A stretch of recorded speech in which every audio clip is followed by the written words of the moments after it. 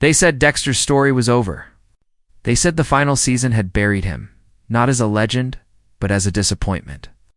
For years, fans carried the weight of that ending like an open wound. But then, something happened. Out of the shadows, Dexter was reborn. And this time, the story wasn't just good, it was perfect. Dexter Morgan was never supposed to be a hero.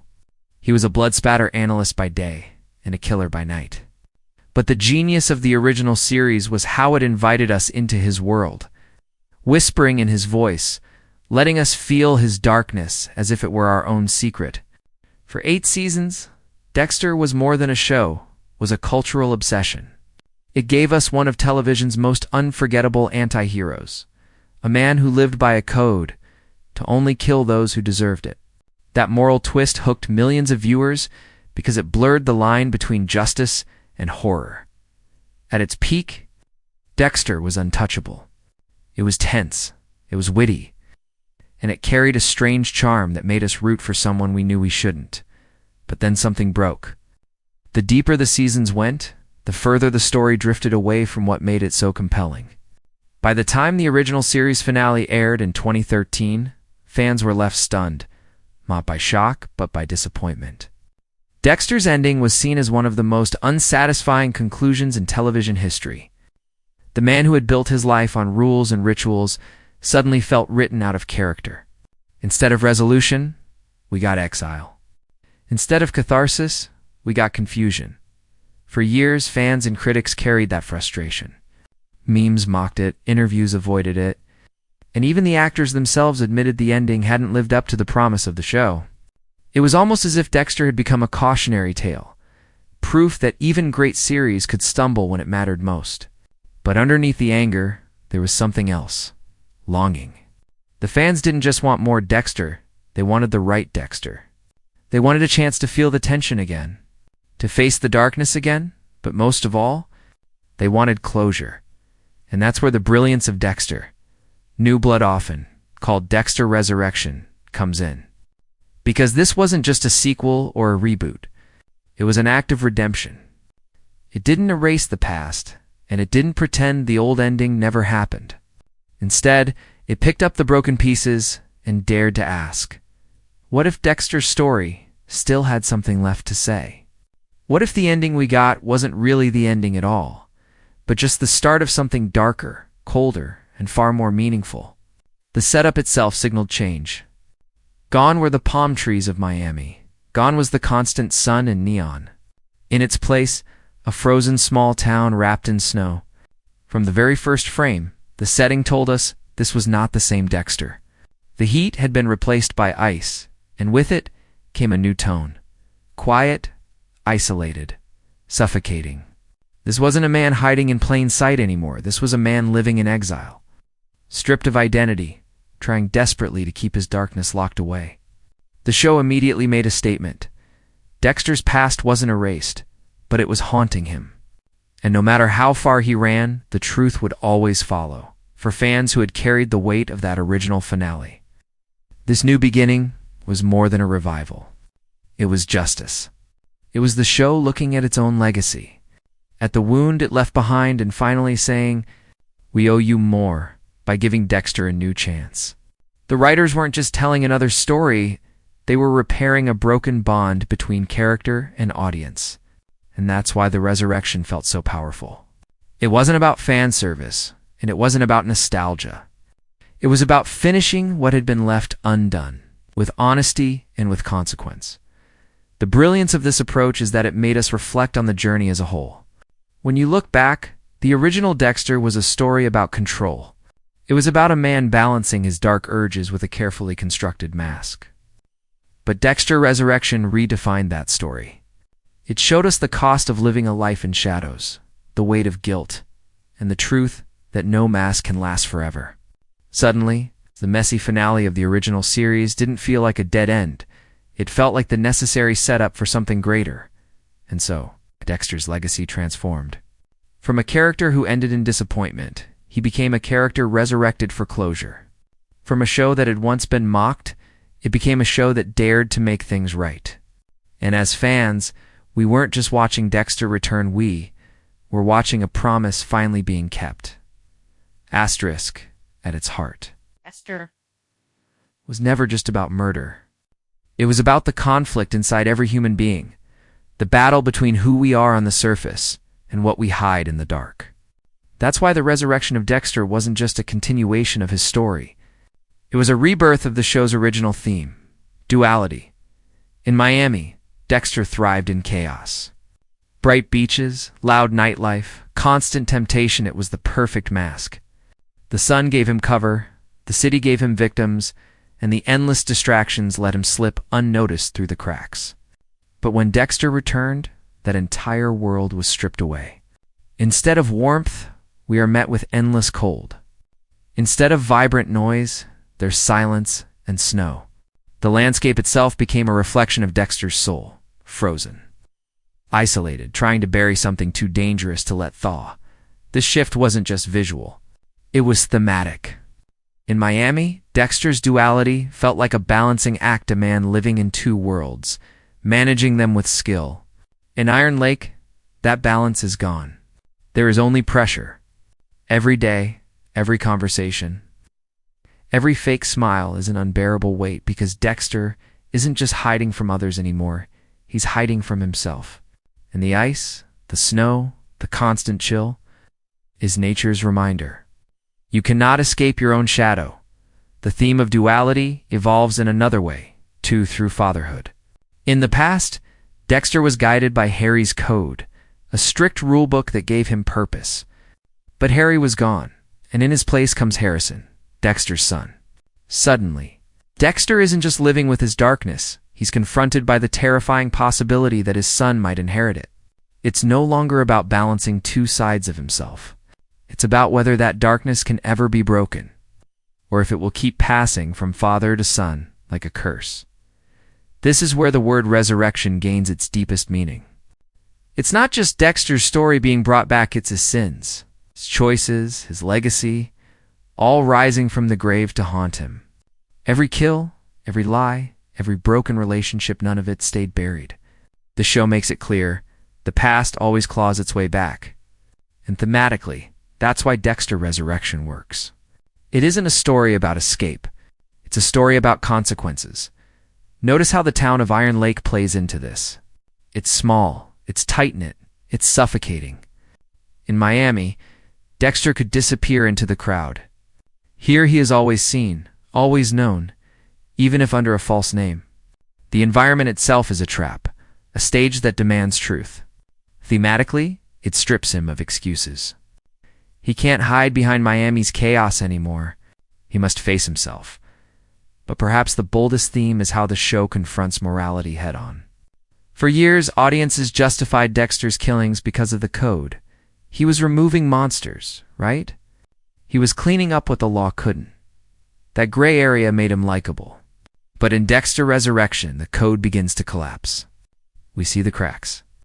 We see Dexter bending his rules, making choices out of convenience or emotion rather than morality. And that's when the audience is forced to ask, was the code ever real? Or was it just a mask Dexter wore to feel human? This is what makes the revival so daring. It doesn't let us escape with Dexter anymore. It doesn't let us cheer blindly. It forces us to feel uncomfortable. It forces us to see the theme not as entertainment, but as tragedy. Dexter Resurrection is about the resurrection of truth, the truth that no one can outrun their nature forever. And yet, there is a strange beauty in this. Because while the show strips Dexter down, it also elevates Harrison. The son becomes the mirror, the echo, the possibility of something better. Where Dexter represents the weight of secrets, Harrison represents the hope of breaking cycles.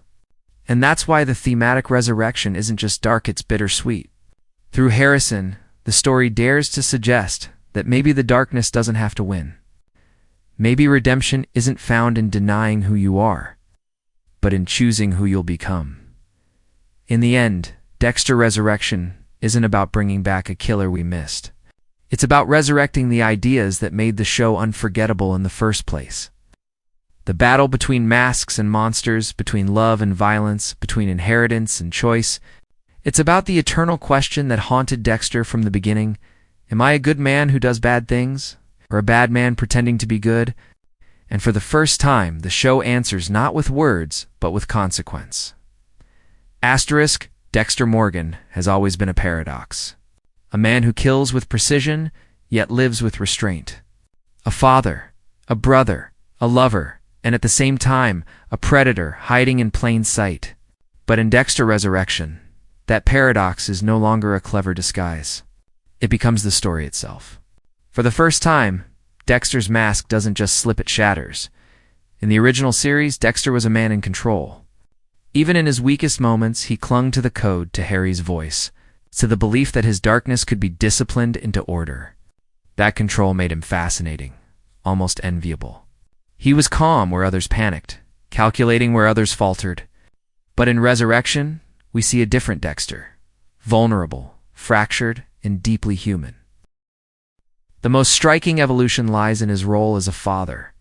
Harrison isn't just a character added for drama, he is Dexter's reckoning. Every glance, every conversation between them is loaded with tension.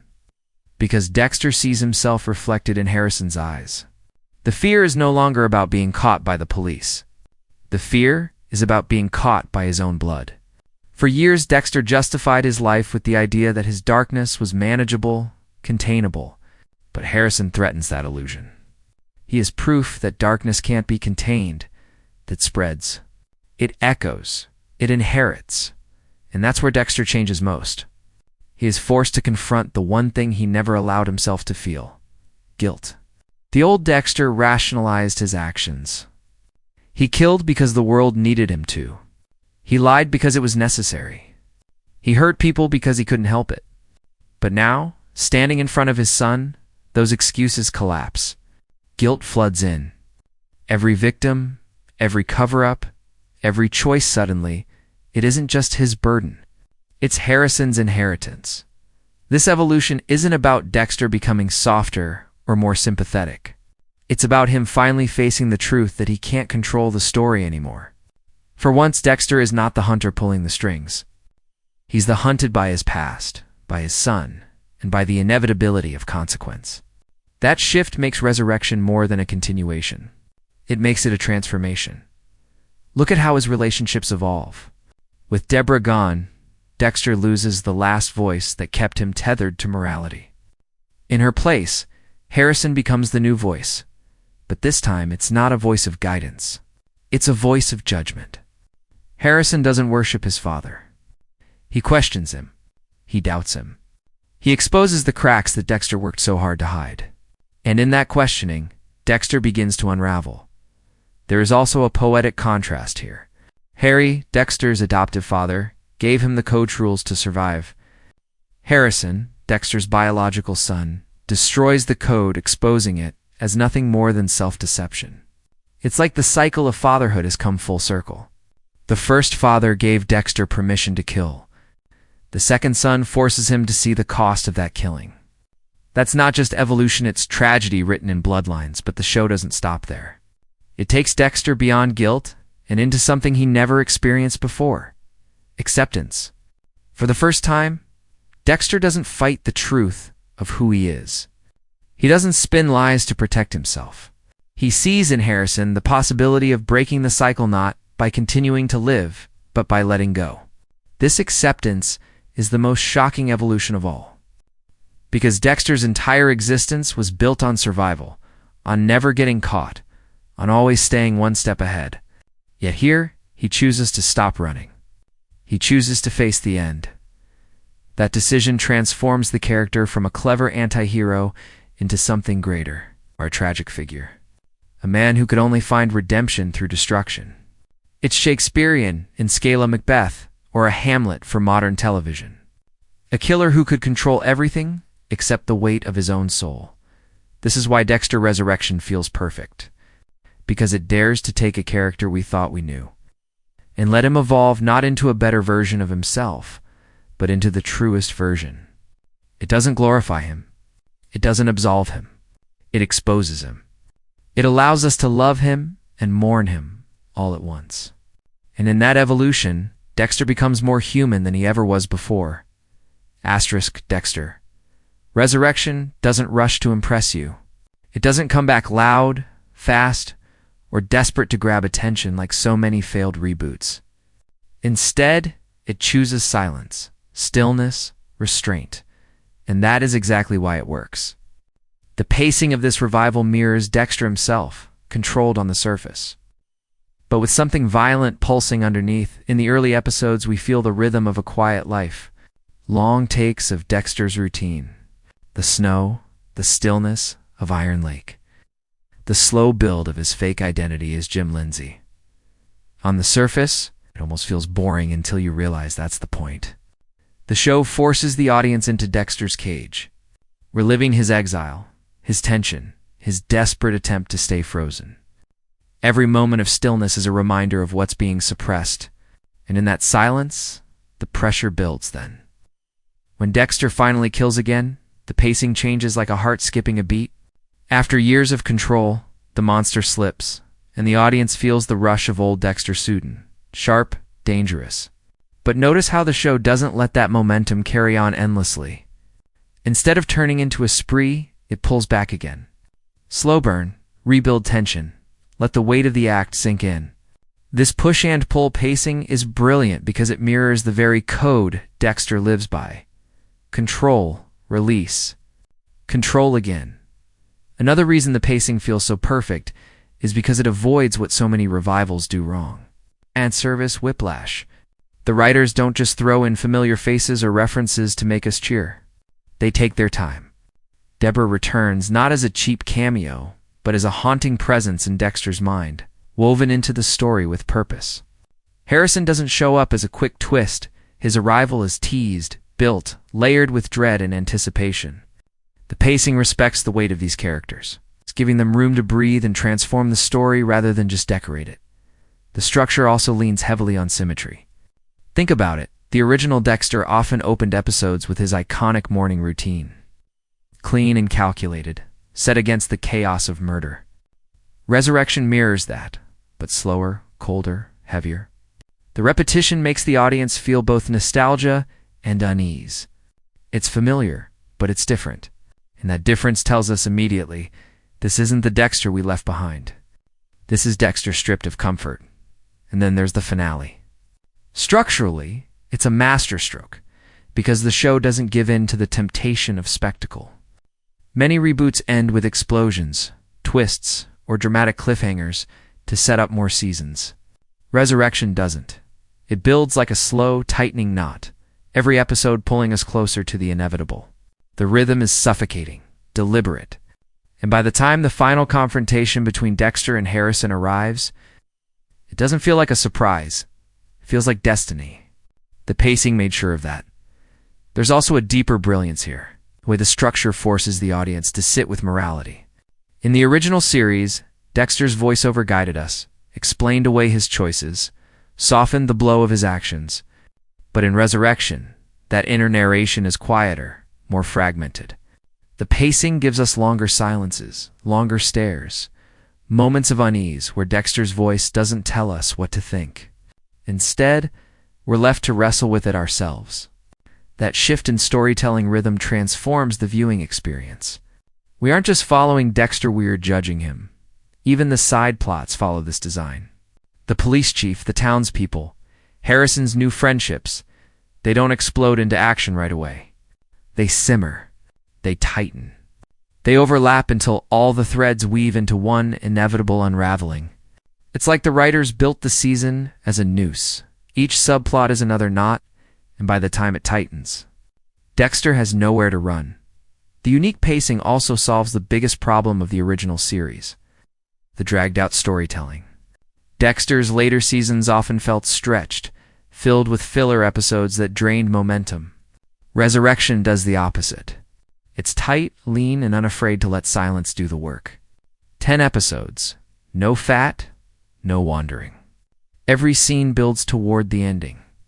Every pause has weight. That discipline is what makes the revival feel purposeful instead of indulgent. And perhaps the most haunting thing about the structure is how it manipulates time itself. In Miami, Dexter always felt ahead of everyone, always one step in control. But in Iron Lake, the pacing flips. The town closes in, Harrison grows suspicious, the walls move tighter with each episode. For the first time, Dexter feels like he's running out of time, and so do we. The structure transforms him from a predator into prey, without us even noticing the exact moment it happened. That is why Dexter Resurrection's pacing is perfect. It isn't just about storytelling speedites, it's about psychological rhythm. It makes us feel the weight of waiting, the rush of violence, the dread of consequence. It respects the audience enough to trust that we'll stay with it, even in silence. And in return, it delivers an ending that doesn't just shock, it feels earned, because the structure prepared us for it all along.